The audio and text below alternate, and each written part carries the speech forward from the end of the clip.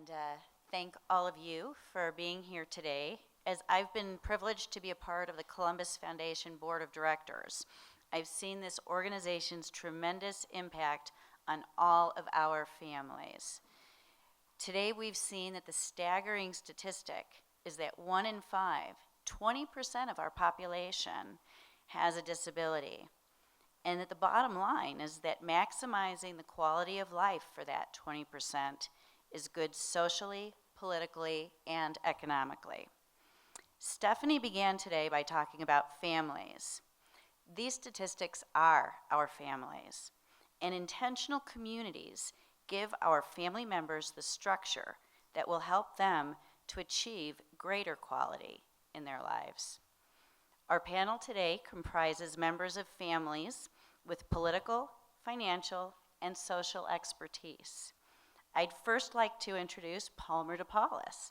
Palmer has devoted his career to creating meaningful collaboration between social services and government, ranging from becoming mayor of Salt Lake City in 1985 to retiring as executive director of the Department of Health and Human Services in 2013. He now serves passionately as a community advocate, and we are honored to have him here. Jolynn Prince combines the personal with the professional. Jolynn's adult daughter, Madison, has autism. In what is coming through as a clear pattern in this event, Jolynn and her husband identified an unmet need and founded the Madison House, a national organization focused on the needs of adults on the autism spectrum.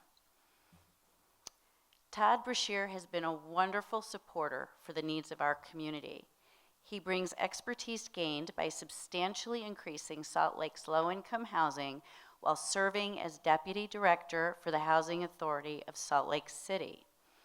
He is now focused on philanthropy and joins us today as the Executive Director and CFO of the McCarthy Family Foundation.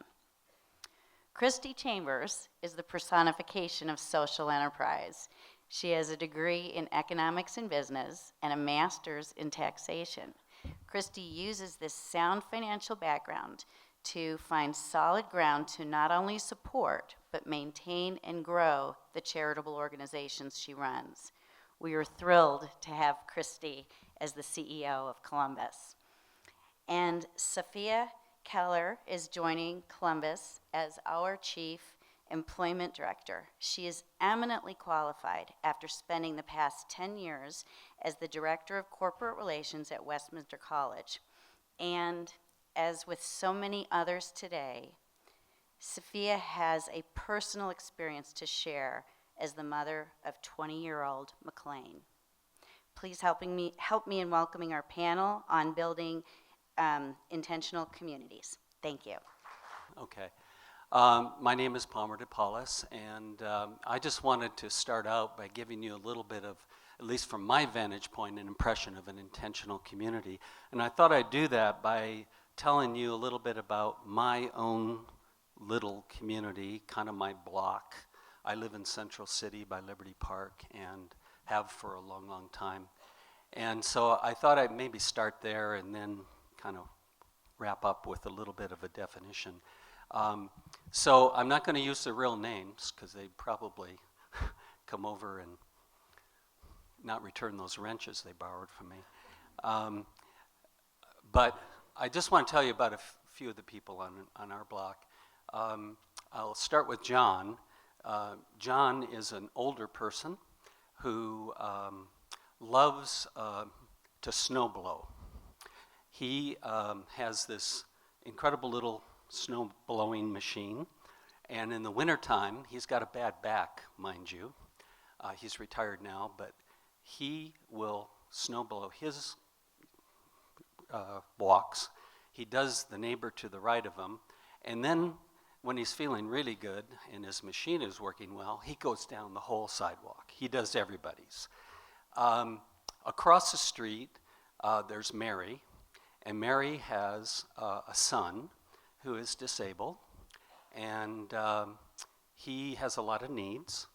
And when Mary, she has an extended family, but when she can't handle all the situations, some of our neighbors pull together and they help out. A couple doors down the other direction, Gloria has a rather large house, and once it was, I think it was kind of an apartment house kind of setup. She's got a couple additions. She has some rentals, both in the basement and in the back. They're clean and she keeps them up. They're really nice, but she actually rents to people. She only rents to people who really need housing. And she's sort of our affordable housing person on the block. Across the street in the other direction, we have a neighbor who, I just found this out maybe a year ago. I went to a dinner kind of thing, fundraiser, and Lee is someone who apparently, unbeknownst to all of us, has been working with the refugee community. And so what I'm trying to give you is a little bit of a sense of how our little neighborhood operates. And it's really great for me. People say, well, why do you live where you live? And to me, the reason is because of all these people. They come together, they all have a sense of some social goals. You know, they want to do the best they can. They help each other. They have incredible little teams that come together. When things come up in the neighborhood, you can see groups of, you know, neighbors coming together and doing things, getting things solved. Mostly that involve kids or, by the way, we have some upward professionals who live in our neighborhood. They pay my Medicare and Social Security, and you know, they occasionally get involved in things, but they're working most of the time, and I thank them for what they're doing. But the point is, we have a pretty well organized sense of cohesion in our neighborhood over some social goals and some things that people feel like they really want to contribute to and they really want to do. So we have kind of this, what I would call, intentional community. And I give you this little bit of background just as a way of trying to, you know, how do you define this? Well, when I came to Columbus and wanted to get involved, I had heard about the Hub Project, which many of you know about. But the whole idea is, isn't it something that, I think you've heard this theme from all the other speakers, that you want to be involved in because it is, from the very beginning, this project will be, some of this housing will be market rate, some of this housing will be subsidized, some of it will be for disabled people, there will be an autistic piece, the live-work piece. To me, what I saw was what had come together was just a representation of my little community, my little intentional community. I want to support that. I would love to see that grow. I would be surprised if in your neighborhoods there aren't similar kinds of things, and sometimes all we have to do is find them, network, go after it, and really move that process along. Shouldn't our whole city be intentional neighborhoods, communities? And isn't that where, if we have friends or children or people in our lives that are challenged and have disabilities, isn't that what we want for them to live in, that kind of community for them to live in? So this is the sort of little backdrop I just wanted to share with you to kind of talk about intentional communities and how best to make sure to see how we can be involved in making that happen. Thank you. I'm Jalynn Prince. I'm delighted to be back home. I am from this area. I grew up on the other side of the mountains, and my family happened to bring skiing here. So my roots go deep. And there's something that became kind of an interesting irony today as I was hearing about this topic and being right here. You all are part of perhaps the largest experiment, in a way, of intentional community in the United States and perhaps in the world. Because when Brigham Young came here, I remember hearing about Scipio and St. George and Heber and Colville.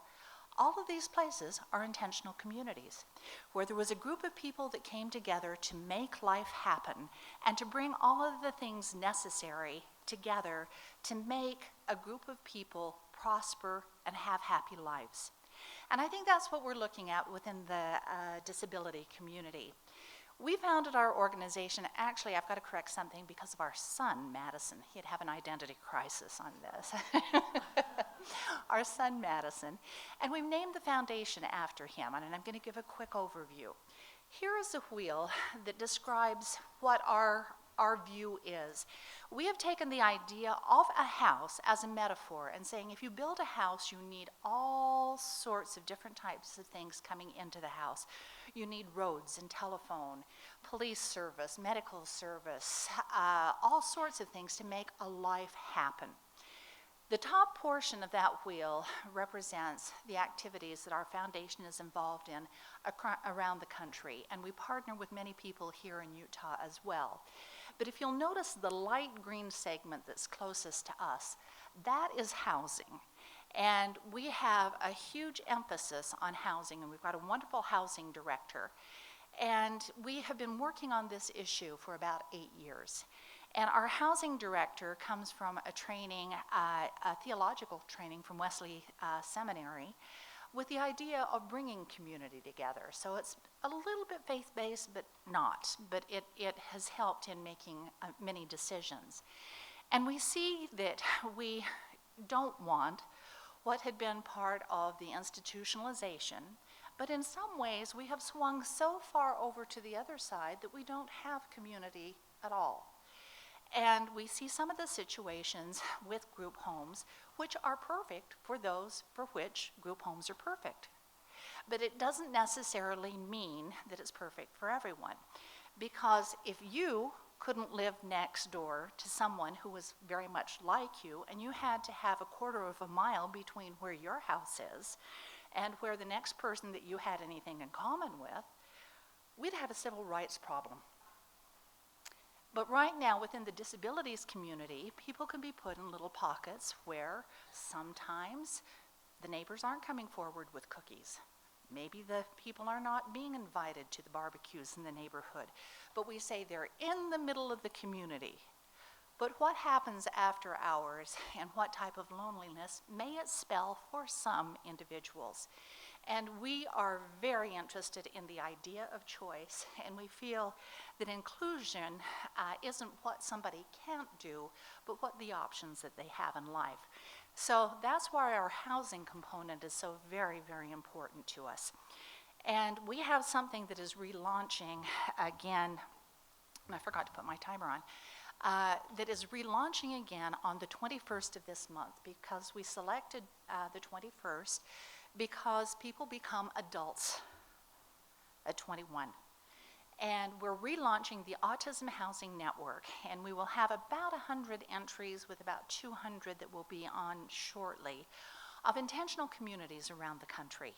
And these intentional communities, some are small, some are large, some are farms, some are apartments. There's a number of different types of things. We also have group homes included on it because that's one of the options. And where somebody can survive and thrive is very, very important. And one thing that we do find has a little bit of an irony is sometimes the idea that someone can only live next to one or two people like themselves is actually a reverse discrimination, because you're saying people that are like you are not worthy to be your neighbors. That's kind of a reverse on things. And I know that I like people after hours that I can share time with and things that I have in common. So we're in favor of choice, in favor of options, and want to see communities come together for innovation. We have a situation, and can you put the other slide on and advance to this? We had an interesting situation about 2 years ago. There was a wealthy man in Maryland that was aware of our work nationally and working with Utah and other places. And he had this farm right here. And he gave it to us.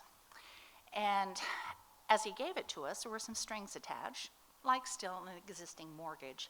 But we did get a lot of equity on it and some absolutely stunning buildings. So we have been taken from being a foundation, working with theory, and we now have a gigantic laboratory of 400 acres, about 45 minutes from downtown Washington, D.C. And on this, if you'll advance, you'll see some of the wonderful things. We've got farmhouses, we've got animals, keep going, and barns, and a house where we're bringing thought purveyors in the disability area there to convene in a situation where they're away from traffic, they're in a situation where they can think about community in a different fashion, whether it be a farm community or whatever they're working on or whatever the issues. Continue. See the top is the smaller picture up there, and see the very bottom one? Those two go together. It is a huge state-of-the-art therapeutic writing center.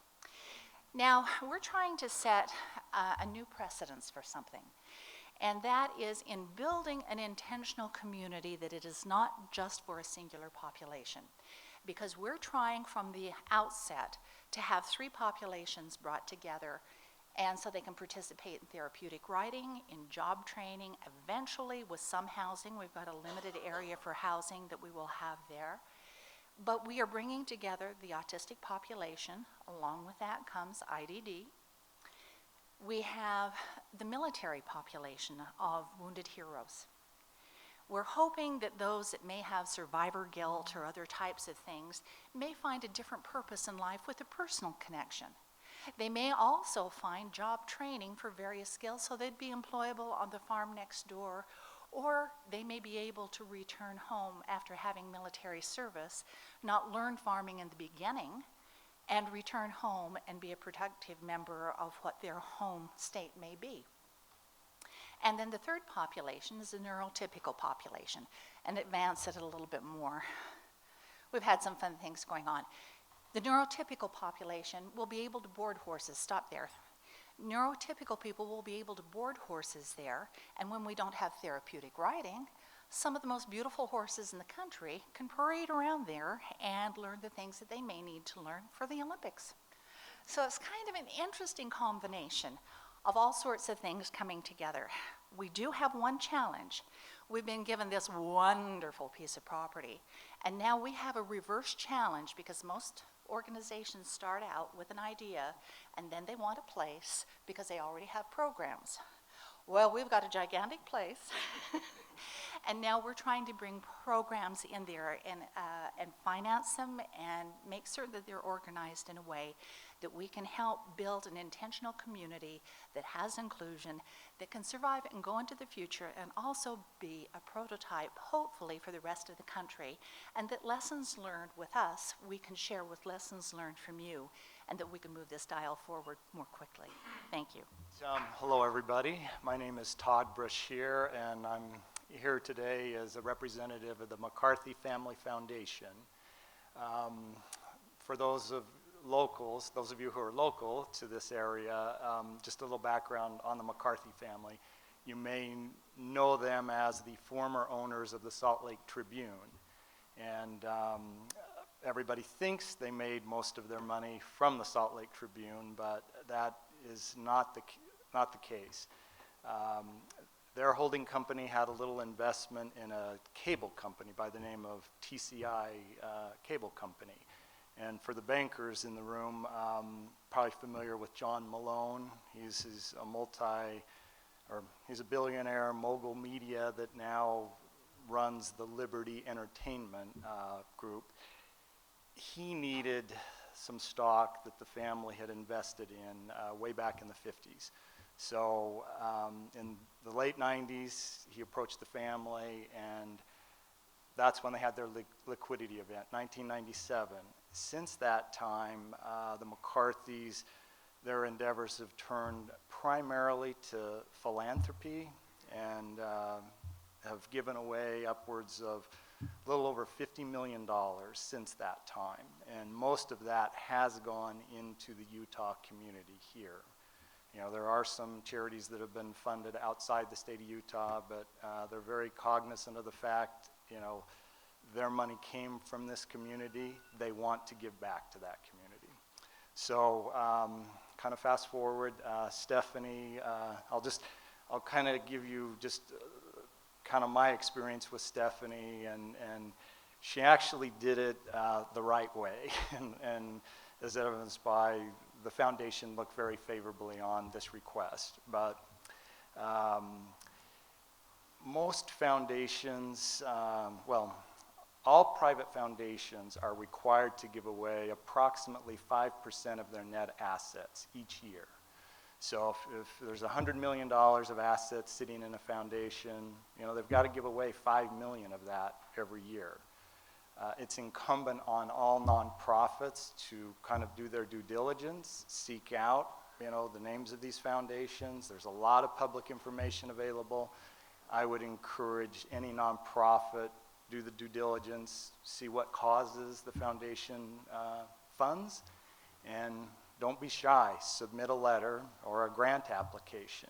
Because as I tell everybody, and Sophia knows, because you know, Westminster College has been a beneficiary of the McCarthys. Send the request in. What's the worst we can say? No. You know, you might stand a 50-50 chance of a yes. So in this case, I think it was Palmer and Dave Jones had called me and said, Todd, could you please look at this? I said, tell me a little bit about it. And with my background at the Housing Authority, I'm quite familiar with low-income housing tax credits. I put a lot of deals together primarily in the mid to late 90s for Salt Lake City Housing Authority, and saw firsthand the benefit of these public-private partnerships. So I said, yeah, this sounds interesting, and said, why don't you, you know, bring Stephanie by and let's talk about it. So Stephanie came in, and she had everything that she needed, right? I mean, she had done her due diligence. She had a very nice package, pro forma numbers, you know, the source and use of funds for this particular project, and as I recall, it was upwards of $33 million. That is a big nut to crack, as we say, you know, on both sides, whether private or public or nonprofit. So what a foundation, and I've got experience with a couple of large foundations over the years. Nobody likes to fund a losing cause, so to speak. So we always look at, okay, first of all, the project. And I haven't met a nonprofit that hasn't had a good, you know, story, right, or a good cause. So we first look at the cause, the price tag of that, and then how successful the nonprofit has been before they even come to us. And what I'm seeing over the past 5-7 years, a lot of the larger foundations here in the state of Utah, they seem to be, well, if you talk to, you know, the McCarthys, if you talk to the Eccles, we all want someone else to go in big on, you know, before we back it.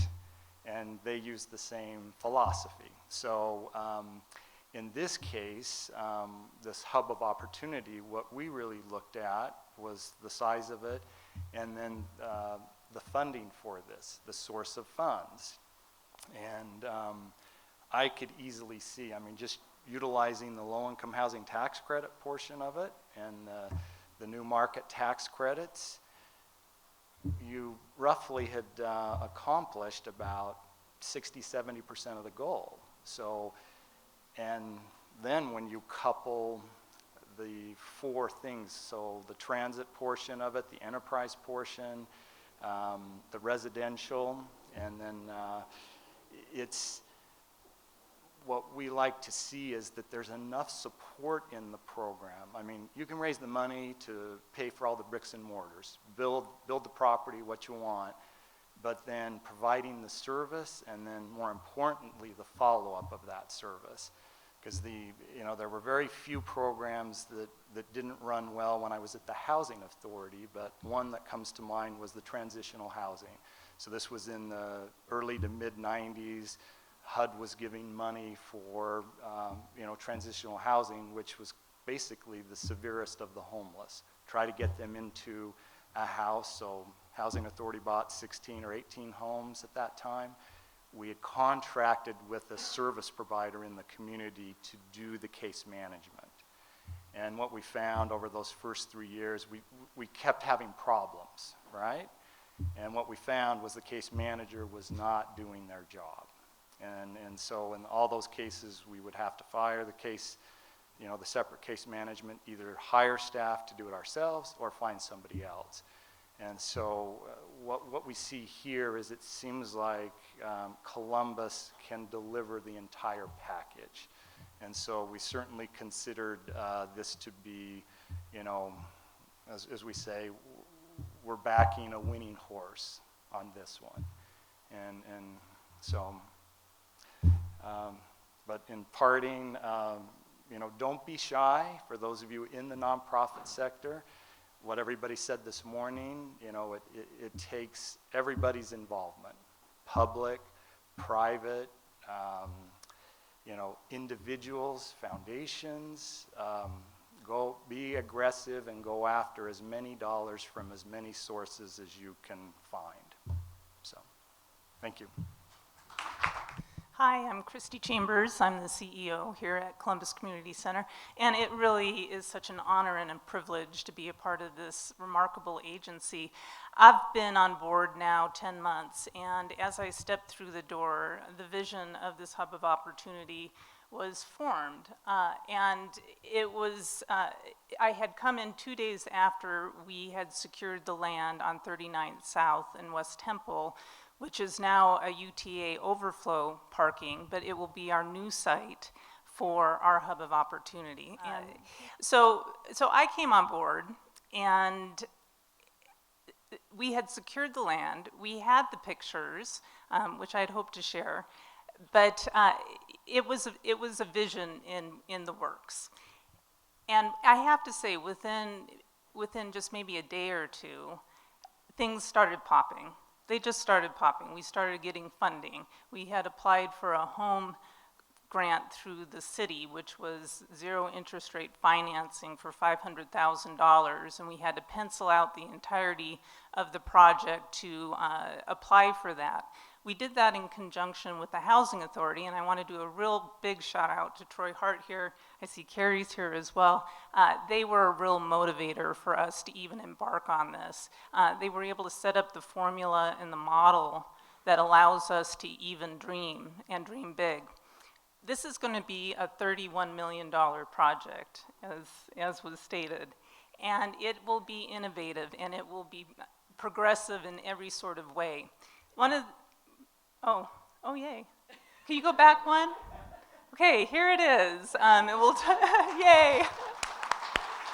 Okay, so with that visual in mind, you've got 154 units, and then you'll see kind of on the bottom part, it's anchored by commercial space. Again, this is on 39th South and West Temple, and we couldn't have asked for a better lot. It's literally just down the street from us. It's also located right next to the Meadowbrook track station. Very cool, because that makes us a transit-oriented design. And that transit-oriented design is really where the future of Salt Lake is heading. It was interesting, one of the principles in developing this was really to look at the Utahns' vision for 2050. And I'm just going to briefly read this. Utahns envision good, safe communities with a variety of housing and transportation options that maintain a low cost of living. They envision communities where people with varying incomes and backgrounds and in different stages of life can find homes that they can afford. They want the option to save money by driving shorter distances, walking or biking to jobs, shopping, schools, public transportation, parks, and other services and amenities. This doesn't really get more perfect than that. So if we can fast forward, really. Okay, so a lot of these statistics were already covered, thank goodness, but why is the hub important? It's for all those reasons that you heard Jocelyn speak to. 1 in 5 individuals in the general population has a disability, 50,000 in Salt Lake County alone. So this is going to help with that affordable housing piece of it. 8% of our population has a developmental disability, and 1 in 54 children have autism or are diagnosed with autism. The disability community, as you heard, has the highest rate of unemployment and poverty, and they can survive on $7,000 to $10,000. That's remarkable, but that's really a cobbling together of so many different benefits within our government system that allows that to happen. So we really kept all of these things in mind as we wanted to build our next vision. And as you are aware, if you're familiar with Columbus, we're a 50-year-old agency that indeed has been on the forefront of the disability movement. Our parents were some of the first to advocate for full integration of their children into the community, and they did that through influencing legislation. They did that through really forcefully assuring that their children were at the table when things like special education were discussed. And so we have a tradition here at Columbus that this is really the next and new chapter. In building this building, we will be able to build those intentional communities. We will be able to service the autism community in a way that it hasn't been serviced in the past. And we really look forward to a future where we will make a difference and we will continue to move the disability movement in the proper direction. So let's go to the next slide. Next slide. Alrighty, so the hub of opportunity, you'll see in the corner here, marketing is everything, right, Safia? Yes. Yes, yes. So this is really quite intuitive, but you'll see where we've got the different colors and the logo there, that's our hub of opportunity logo. And then you've got the different color coordinated. I realize this probably isn't very readable on your end, but the first component of this is the red part, which is our transit. And as I talked about, we have the capacity to really envision a transit-oriented design. The Meadowbrook track station is indeed the most traveled track station in Salt Lake City. I'm getting a 2-minute warning, so I'm going to really rush through this. Then we have Enterprise. The Enterprise, this indeed is going to bring business to the South Salt Lake area, and we're real excited about that. Residential, as we talked about, this is low-income housing. This is something that is in desperate need of the community. You hear it in the paper every day. You've heard it talked about up here. We need more affordable housing, and this will fulfill not only the need for the affordable housing, but it will indeed address the need for affordable housing for people with disabilities. We will build this out with a universal design, which means there will be ramps, there will be wider doorways, it will be outfitted so that people can live and manage those things. We also feel it's going to appeal to people who are aging, so you can age in place, so to speak, in these units. The last one is innovation, and that is where we will indeed be able to complement not only our disability services as they exist, but really bring in that autism piece of it. Let's go to the next. So we have developed a Next Work program, and I'll just briefly skim through this. You're going to hear a little bit more about this if you're coming to our reception. But this was designed with a focus group of individuals.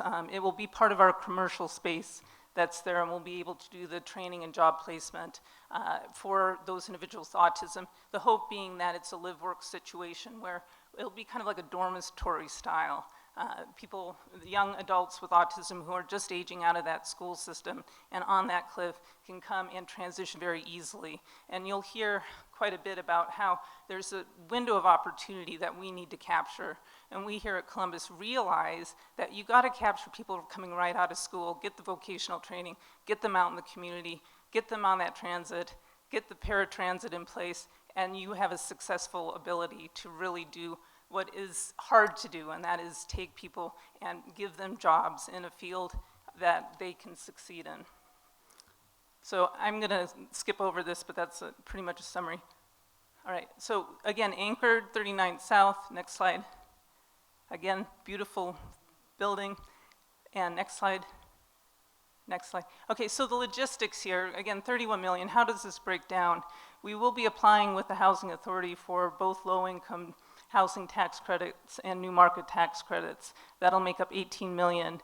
Donations, we are in the silent phase of our capital cane right now, and have been successful with foundations like the McCarthy Foundation. There is a whole science behind fundraising, and we are working it, and we are working it well. As you heard earlier, we were able to receive a $250,000 appropriation from the legislature this year, and we're excited because that is a vote of confidence that we'll be able to leverage. Loans, we will be going out to market in the bidding process for $10 million. Next slide. Okay, so just to show you that we're organized, this is our Gantt chart. And basically what you can glean from this is we've been actively involved, obviously. We hope to break ground next spring for our first phase. Once that's complete, we will break ground on a second phase with the intention of being completed in the next 4 years. Next. So one of the beauties of being a part of a nonprofit, and you heard it up here in so many ways, and Utah is just exceptional in this area, is that we collaborate. And the fun thing, I think, for anyone who works in nonprofit is you see all of these partners that come together to make something happen. And I think this really exemplifies on absolutely every level where we have been able to engage organizations, people in just a whole spectrum of interests and needs to bring together what is going to be a remarkable building as we build that out.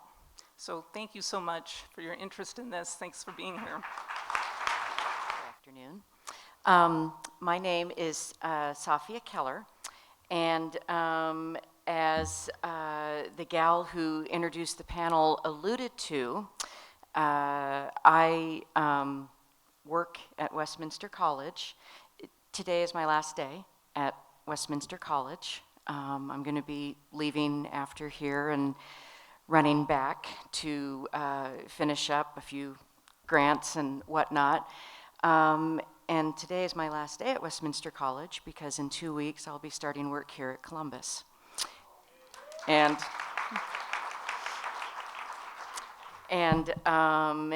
it is all because of McLean, my son. And just a little bit, I'm going to be the Chief Employment Development Officer. So the program that Christy was alluding to is going to be something that we'll be creating, and then I will be going out and selling to employers from Ogden to Provo and Park City and beyond. And yesterday, I've been at Westminster 10 years. Yesterday was my little goodbye party, and the president came and spoke off the cuff for about 15 minutes about me, which floored me. And then he wrote this letter, and I'm just going to read one sentence of it. He said, I could go on and on about this extraordinary person I've had the pleasure of working with these past 10 years, but let me conclude by saying that she has a heart of gold not only for Westminster and our students, but for everyone, and especially for her son. And again, that's why I'm coming here. So I thought I'd just put together some pictures and talk a little bit about what it's like being the mom of McLean, who was diagnosed with autism when he was about 3. So McLean hit all the milestones and progressed as a normal little guy. This is him when he's his pea costume. He was a year old. Next slide. And was just a lovely, happy little guy.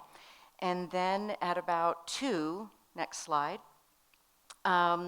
he lost the language he had acquired. He became despondent and sad and very introverted and withdrawn. And we started our journey. Next slide. The picture with the carp is one of my favorite experiences. We went out to Great Salt Lake with Hawkwatch and Salt Lake Rotary to do a bald eagle watching, and it's fabulous if you've never been out there in January. Great Salt Lake is Bald Eagles, Florida. It's where they winter. So unbeknownst to me, the city, the county, some wonderful agency takes out hundreds of huge dead frozen carp to feed the eagles. And McLean found one of these, it was about this big, and thought that this was magnificent. Picked it up, brought it back to share with the group, and it is a frozen dead carp that had been probably there for, I don't know, a couple of days. And he was very excited. Anyway, next slide. The picture on the left is him with a dear friend of mine whose son was diagnosed with autism as well. And that's his high school graduation. Next slide. McLean, wherever he goes, has his clipboard and his pens. And he draws all the time. That's in Zion in the Virgin River, and that's again in Zion at a restaurant. And whenever we go somewhere or in the car or on a plane, always the clipboard. Next slide. That was at a painting party we did at the Museum of Natural History, where it was supposed to be painting a gecko, and he said, no, I am not painting a gecko. I am not here to paint a gecko. That is his view from the bottom of a slot canyon we'd been in the summer previously looking up. He said, I'm painting Zion. I said, great. Next slide. This was one of his earliest creations, and I don't know if you can see the little guy on the right, but the big bird, that's me, that's Mom, and he said, this is a mommy telling her baby how much she loves him, and he was probably 5 or 6 when he did this. Next slide. And this is what he did just a couple of days ago, and he said, Mommy, this is how you used to hold me when I was a little baby, when you said, I love you. Next slide. He has an amazing sense for movement and creation. So that's one of his dinosaur drawings. Futuristic Nepal, which I love. There's a ski lift and skiers, because we love to ski. There's a farmer with his dog and his garden and his little rake. And then I think there's obviously a temple, and one of the employees at the college said, this looks like Clay's pen and ink drawings, the very famous artist. And we went and we Googled it and we looked it up, and it looks like Clay's pen and inks, which I thought was really cool. Next slide. This, to me, is amazing. This is Jobs Best for Me. And McLean is very cognizant of the fact that he is able to work and wants to work, and these are some of the jobs. The upper top left is a museum guy. The middle is a teacher, and I love the pictures of the little students. 2 of them have headscarves, and I said, the students, and he said, oh yeah, it's like, you know, my class at East. Those are the Muslims, and I want to teach everyone. Down below, he's an author writing, then he's an actor. I think he's shooting at a helicopter from the back of a car. Then he's a Yellowstone guide, and then on the upper right, extra jobs. He could be a cruise ship or a jet plane crew member, and then a hunting guide, and then the bottom right, a scientist or a filmmaker. So he is, and McLean will never work, 8 hours a day, 5 days a week, but he can work a couple of hours a day, 2 or 3 days a week. And then let's just scroll through another one of his anime drawings, and then in Zion. And I wanted to close with this last one. He had actually written this out. He drew this on Easter. He's a very spiritual young man. and always thinking, and he said, could black holes be a direct result of God and the physical universe? And that's an astronaut out there, and then there's God with the wings, and the arrows, the bottom one says heaven, the top one says God, and then the one behind God says paradise. So this is the way this mind works in McLean.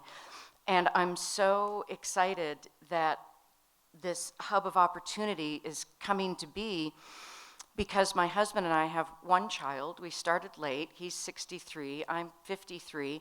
And a big, big concern has been, where is McLean going to be when we are gone? And it keeps us up at night. And there was a friend who is a philanthropist in the community who I sit on a board with, and he has just learned in the last year about McLean, and that was one of his questions. He said, well, where's McLean going to live? And I said, I don't know. A group home, something. And then when this project came about, I introduced this man to Stephanie, and I prefaced the conversation with, this is the woman who is going to build the building where McLean is going to live. This is where McLean is going to live. And he lit up and he got very excited and he said, oh, okay. And I said, she'd like to speak with you further. And he said, absolutely. Please give her my contact information. And that ended up leading to a donation. So we need to be very intentional in helping these young people, because they are amazing. And I don't want to fix or change McLean. I can't imagine my life without him exactly the way he is. But we need to help them, and we need to help them with gaining employment and learning skills, and we need to do it in a very deliberate way, because they are a magnificent part of our community and a magnificent part of our workforce and our lives. So that's my life with McLean, and I'm so excited to be starting here in 2 weeks and actually being a part of this work. And when I gave notice a month ago at Westminster, and then I told my boss and the president what I was going to do, they said, well, now we can't even be mad at you because you're going to go out and change the world. And that is what I believe this is going to do. So thank you very much. Okay, we have just a few minutes left, and I had a couple of questions. And first of all, I want to say thank you. That was, I don't have words. Thank you. And one of the questions that I have, and this has been really exciting, we've discussed the nuts and bolts of the project, but what do you envision a day in life being like for the families and the folks who live there? And I wonder if you could each just give a brief comment on that. Whoever wants to go first. I think you've put in an interesting component there for families too. We're trying to look at all sorts of things. Maybe there would be some communities, and let me plug one thing quickly with the Autism Housing Network. Even though we have that many organizations listed there, they're either under development or they're 100% full. And most of them are private pay. And there are some situations that can happen where parents live nearby in a transitional period of time. And that's kind of an interesting thing with family and having many different components to family. And so we're seeing that as one of the elements across the country. And we hope on our property that we'll be able to have families incorporated as well as individuals there. So it's a much more natural situation. Thank you. Palmer? From my point of view, a day in the life of would look, as I said at the beginning, very much like living in my neighborhood. Is just being able to experience everything that comes into play, you know, moving around, transportation, job, socializing, having people care about you, and finding that that's life. You know, I said earlier to someone, it isn't normal in my neighborhood. I mean, we've got some people who can go off the deep end, if you will, but it's real, and it's every day, and it's part of the ups and downs of life, and I would call it anything far from normal, but it's very functional, and it's very caring. I would envision a day where McLean would probably wake up at 5 in the morning, because he likes to get up early, and where he could go maybe to a common area where he would start drawing. And then someone would come up and sit next to him, and he would talk to them about what he's drawing, and maybe there would be a little interaction, or maybe not a lot, and they would both just do what they're doing. And then maybe he would go for a couple of hours to a job.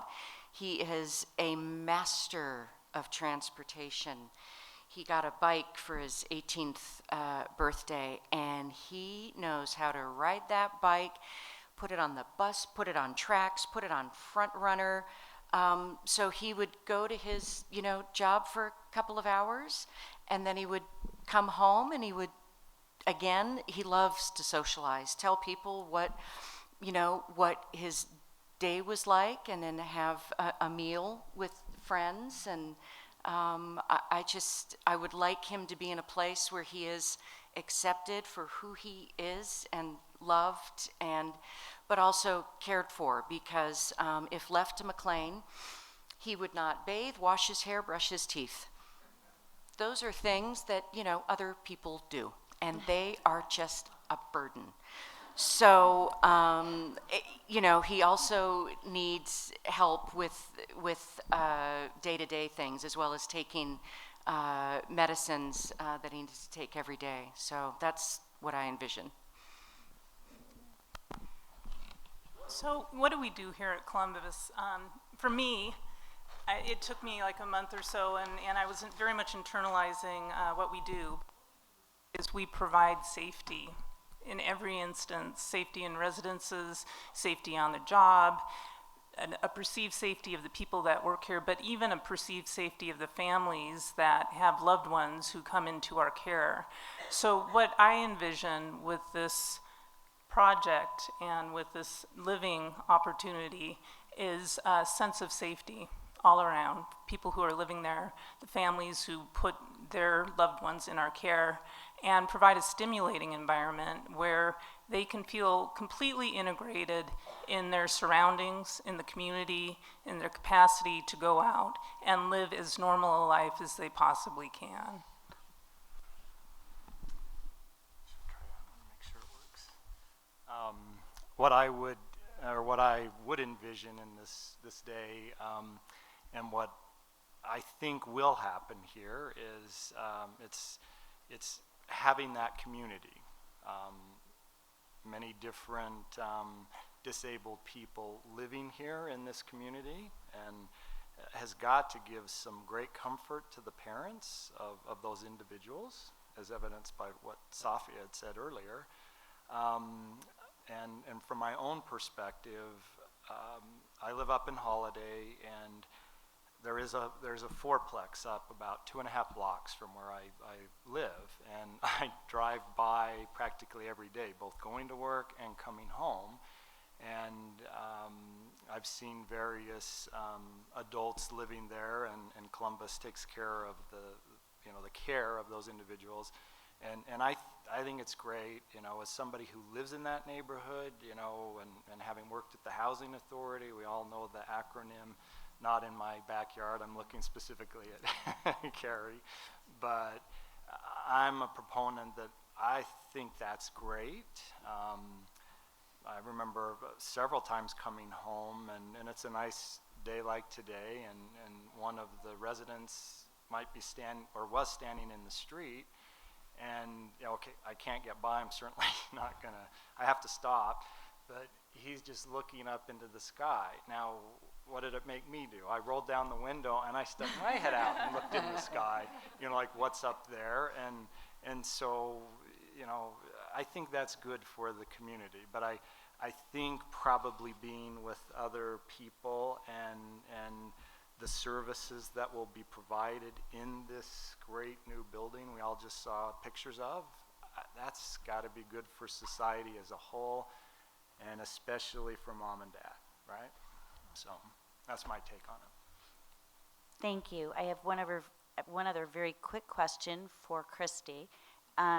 We have seen such an incredible vision today, and we've also seen the numbers that are of such a huge magnitude of need.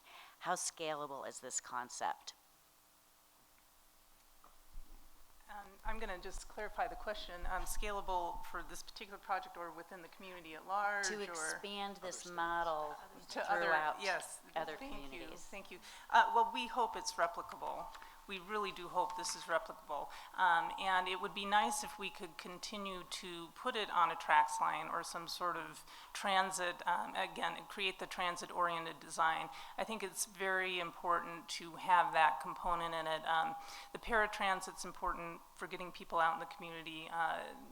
Some people don't own cars or can't drive those cars. So again, it's really instrumental in assuring that we can integrate people in the community. UTA has lots across the state, so I'll just float that out there. Anyone with UTA. But similar to the Madison House, where you really are creating something unique and innovative, we hope to kind of add to that portfolio and have a proven design. It's been fun working with Haxel because they've done this in the permanent supportive housing piece of it. So it's very formulaic at this point in time. Once we get those low-income tax credits, we know how to fundraise. We certainly will know how to go out and get the necessary debt financing, but going through it one time, again, it's intended to be replicable in other scenarios, both here in Utah and potentially in other parts of the country. Thank you all very much.